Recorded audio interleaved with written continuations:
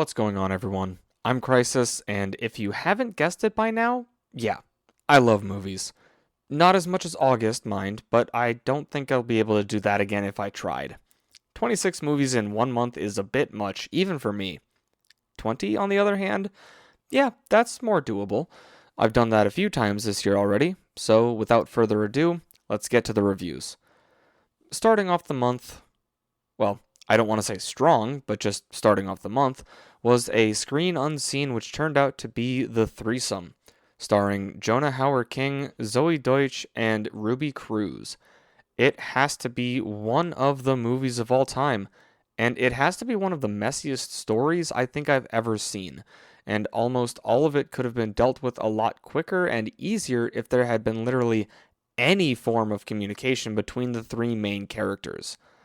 It doesn't help that the trailer and the description of the movie just straight up lie to your face about what happens in said movie, but that's kind of getting into mild spoiler territory, so I'll just leave it at that. The acting was fine, I guess, with no real standouts, and it was otherwise just your bog standard quasi rom-com flick with a very tame R rating that it didn't really need. Again, the main issue that I had was the insanely messy story to the point where it was hard to keep track of what was going on at any given moment in time. I can't really recommend this or not recommend it because it's just that weird of a movie. It'll get a 4.5 from me, but that's about it. Up next was a movie that was somehow even messier than The Threesome in Splitsville, starring Dakota Johnson, Adria Arjona, Kyle Marvin, and Michael Angelo Covino. Like, I'm not kidding, this was seriously messier than Threesome, and that movie was messy as hell.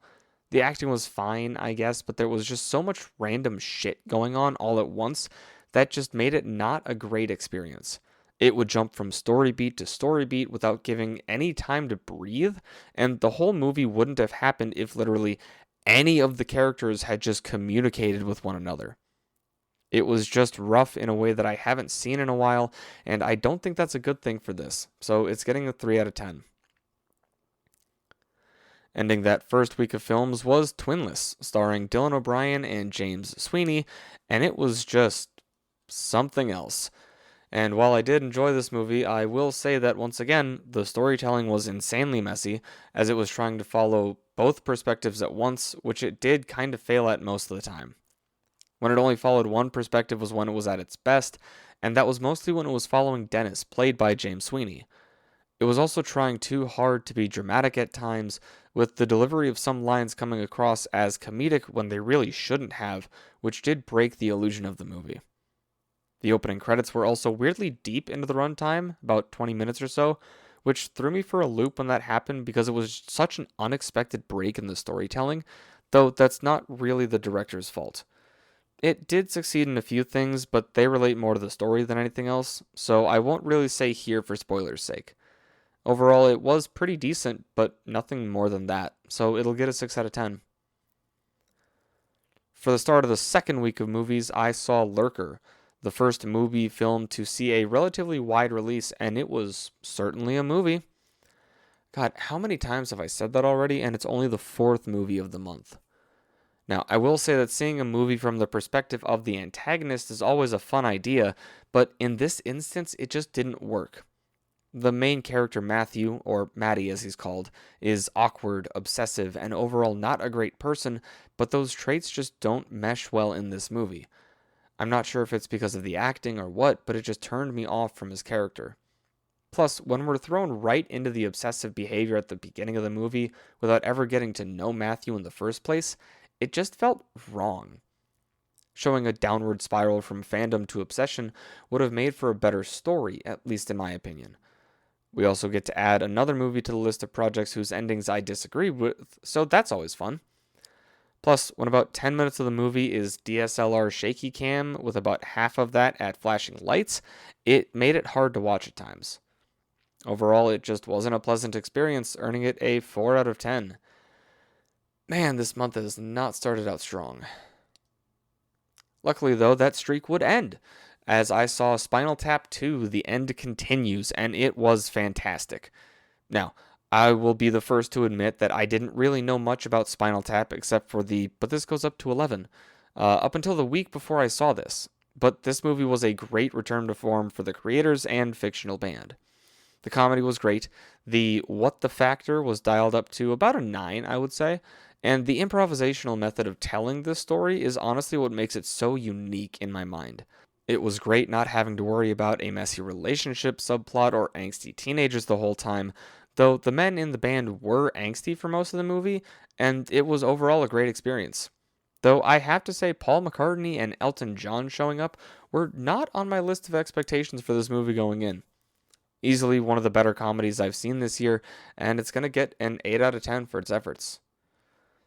Next up on the watch list was the latest, and in this case actually greatest, Stephen King adaptation with The Long Walk, starring Cooper Hoffman, David Johnson, and Mark Hamill, amongst others. And after this movie, I need a Staples button that just says, well, that was depressing, because I would spam the shit out of it for this movie.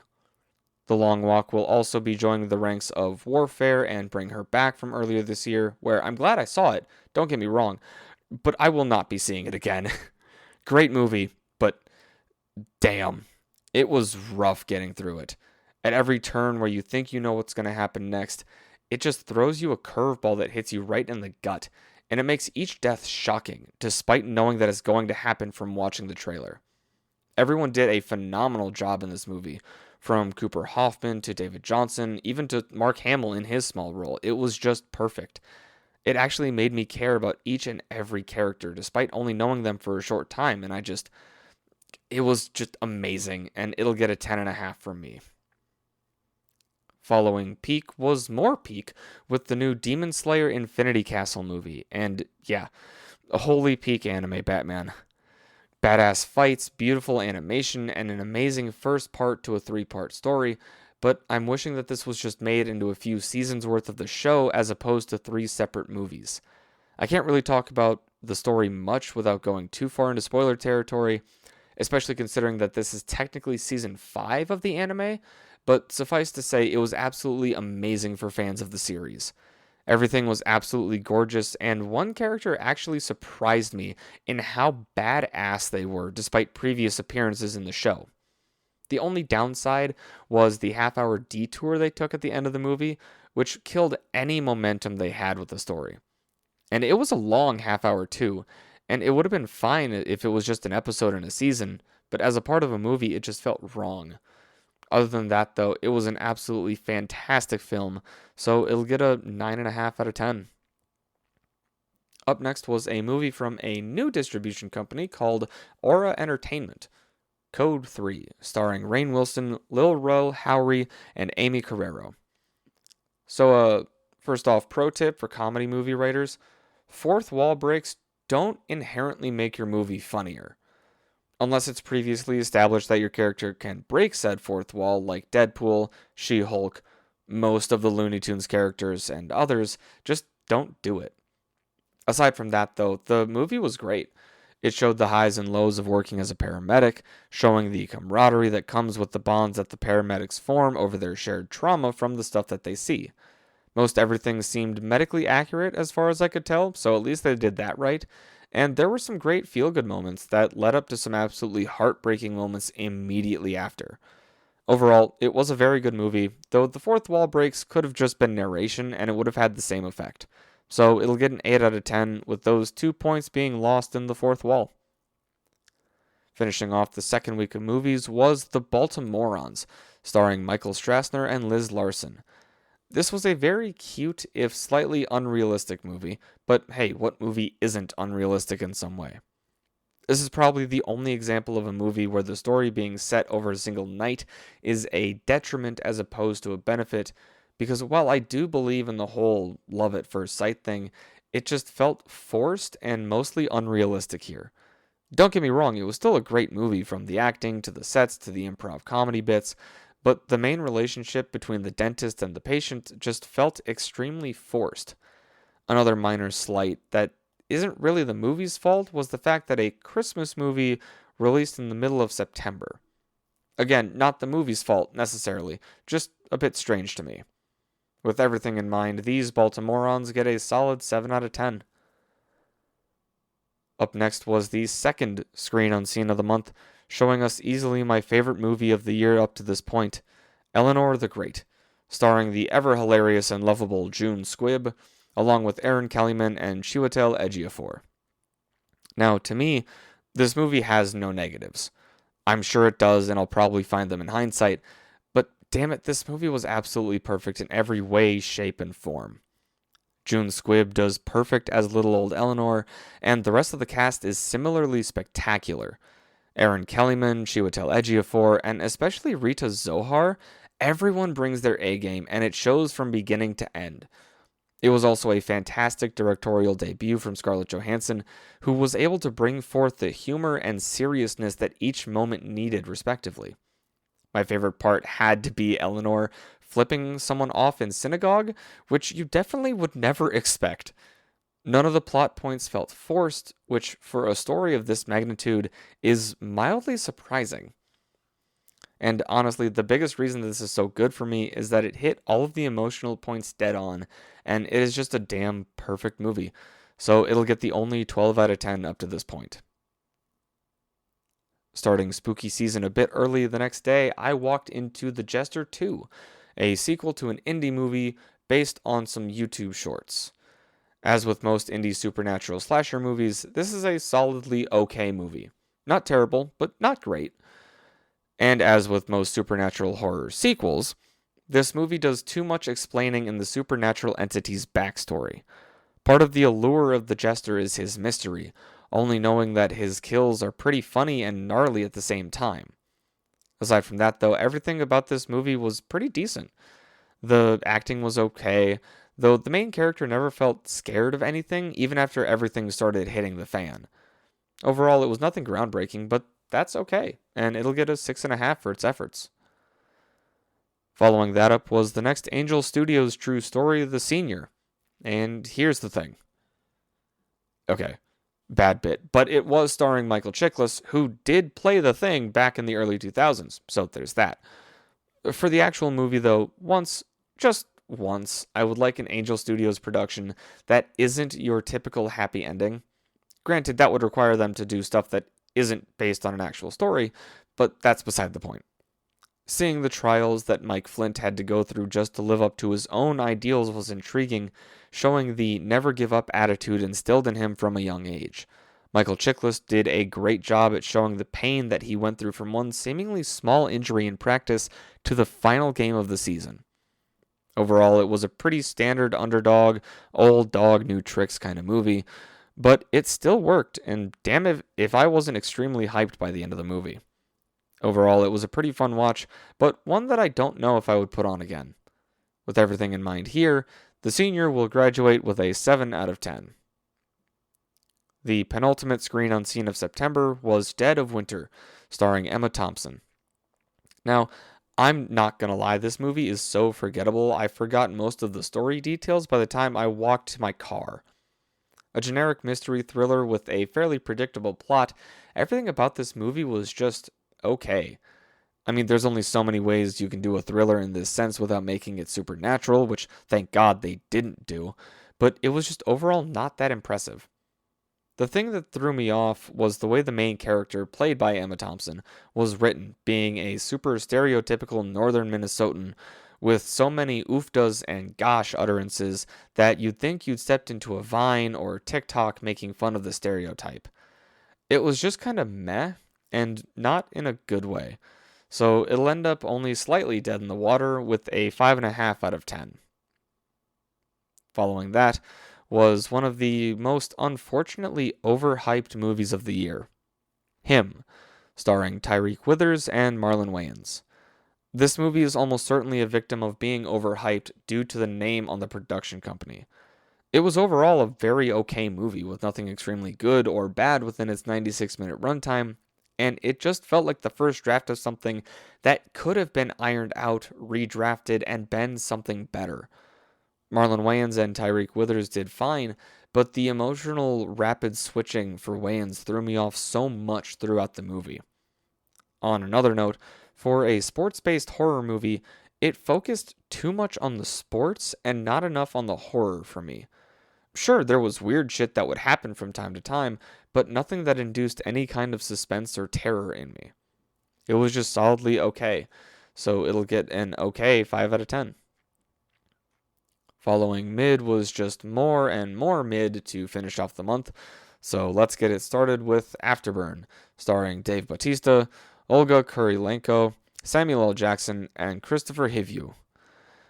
If you ever want to turn your brain off and watch a paint-by-numbers, cookie-cutter, action-adventure, post-apocalyptic semi-heist movie, Afterburn is the movie for you. A movie so predictable, I was able to guess almost everything about the plot, and was even guessing things that weren't true, because they were just as likely to happen in this kind of a story. The cast did okay, from the reluctant protagonist played by Dave Bautista to the villain played by Christopher Hivju. Though I wish someone would have told Mr. Bautista that he was allowed to show more emotion than just a mild version of whatever emotion the script called for. It was just overall a very safe movie, and that did kill a lot of the enjoyment that I might have found in it, so I was getting a 4.5. Safe doesn't necessarily mean good. Following the downward spiral of quality, at least in my opinion, up next was a period piece, supposedly about music, called The History of Sound, starring Paul Mescal and Josh O'Connor. I don't think I've ever seen a movie as simultaneously long or impatient as The History of Sound. Each scene was no more than 3 minutes long, but each shot was 10 to 15 seconds. Going from shot to shot, scene to scene, was so frantic in a movie that would have greatly benefited from taking a breath and letting a scene play out slowly. The acting was okay from the two leads in Mescal and O'Connor, but there was nothing that really sold me on anything about their friendship or their relationship. Finally, and I guess the most annoying thing about this movie, was that the color palette looked like someone just lowered the contrast to almost black and white, but not exactly that. It was a struggle to watch at times, and just overall not a great movie, earning a paltry 3 out of 10. Next up in the list of overhyped and overly long movies, and I might catch some flack for this one, was One Battle After Another, starring Leonardo DiCaprio, Sean Penn, and Chase Infinity. And I don't understand how or why this movie is getting as much praise as it is. It was a cluster of ideas that would have each worked on their own, glued together by the loosest of plot devices, and the whole movie wouldn't have happened if the main resistance group from the prologue, that honestly did not need to be included, in my opinion, had just killed Sean Penn's character off rip. The acting was fine, the setting was intriguing-ish, being set in a fictionalized modern day, but it just wasn't enough to keep my attention the whole time. I found my mind wandering toward the end, which was a bit of a letdown for me, where the protagonist, played by Leonardo DiCaprio, doesn't really get any closure on anything. It was just overly long, overly complicated, and overly loud, with a lot of the music being way louder than the dialogue in a lot of the scenes. It was nowhere near as good as the critics and other audiences would have me believe, but it wasn't necessarily bad, and it wasn't necessarily good, earning it a 4.5 out of 10. Coming in only slightly higher than the last 5 movies was the newest romantic drama flick, A Big, Bold, Beautiful Journey, starring Margot Robbie and Colin Farrell. Now, this could just be my opinion, but this movie could have been a little less big or bold, but it could have been a little more beautiful, and I'm not just talking about the stars. I don't know if it was intended to be as confusing as it ended up being, but the instances of David and Sarah, played by Colin Farrell and Margot Robbie respectively, in the empty warehouse talking to each other, the camera, or just sitting there were just off in an already strange rom-com. Not to say it was bad necessarily, but it was weird when it didn't need to be. Other than that, though, it was your standard rom-com flick, with nothing necessarily good or bad about it.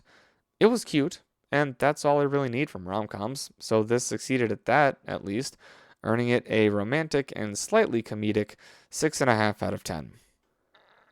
The final screen unseen of September, which was actually a Scream unseen, turned out to be Bone Lake, with the smallest cast of characters I've seen in a while outside of found footage movies. What could have been a good and or decent movie about a suspenseful weekend in a spooky mansion turned into an extremely predictable thriller flick about 15 minutes into the movie, and the justification of the villains just made it so much worse. Like, they literally could have chosen a worse explanation and it would have been a better movie. The acting was fine, I guess, but it was blatantly obvious who the villains were by the time they showed up on screen. I don't know, it just didn't work for me, so it'll get up 5 out of 10. Ending the month, I caught the second part of a trilogy whose ending is probably going to be just as bad if the mid-credits teaser is anything to go by. The Strangers, Chapter 2, starring Madeleine Pesch.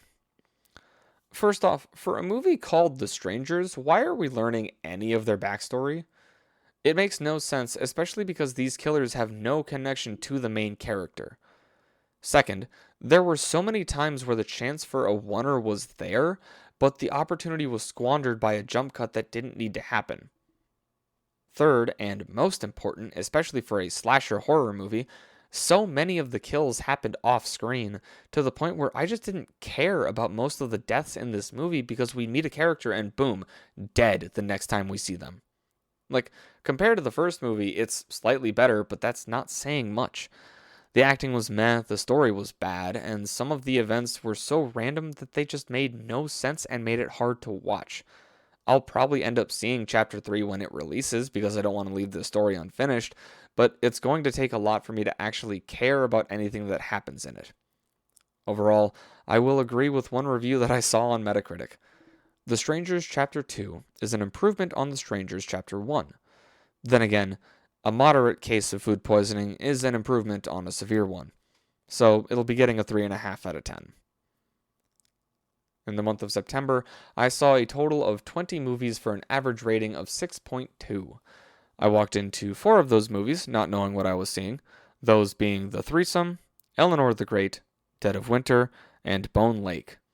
I ended up spending exactly $40, saving over 5 times that with a total savings of $213.36. Goddamn, A-List is amazing. Wish I was sponsored, but what can you do? To give a recap of the quality of movies in September, according to me, we had Eleanor the Great at 12, The Long Walk at 10.5, Demon Slayer Infinity Castle at 9.5, Spinal Tap II and Code 3 tied at 8, The Senior and the Baltimorons tied at 7, A Big Bold Beautiful Journey and The Jester 2 tied at 6.5, Twinless at 6, Dead of Winter coming in at 5.5, Him and Bone Lake tied at 5, a 3-way tie between Afterburn, The Threesome, and One Battle After Another at 4.5, Lurker and The Strangers Chapter 2 on their own at 4 and 3.5 respectively, and last but not least, a tie between The History of Sound and Splitsville at 3. As always, if you want a full review of any of these movies, let me know in the comments, and I'll get around to them when I get around to them. Work and seeing more movies has been killing me lately. With everything tallied up, I'm up to 164 movies on the year, with more on the way in October, November, and December. So I wouldn't be surprised if I get over 200 by the time the new year rolls around. Until then, though, I'll see y'all in the next one, and who knows, maybe you'll see something that I saw. Happy viewing.